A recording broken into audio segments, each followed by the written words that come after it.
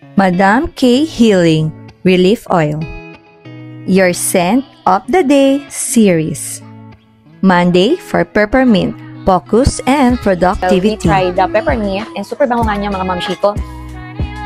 Talagang nanunuot yung pagka-cooling ng peppermint na to mga mamshi ko. And ang kinagandahan nito is natural herbal talaga. Kasi makikita nyo yung peppermint niya yung halaman na peppermint. Ito siya, it's up to you kung paano nyo siya gamitin. But for me, prepared ko siya na ilagay dito kasi para hindi siya makikita ng ulo ni Ma'am Sheila. But, may energy, ang sarap ng amoy. Nakakapagbigay ng energy siya sa akin. Friday, orange lemongrass for an energy boost.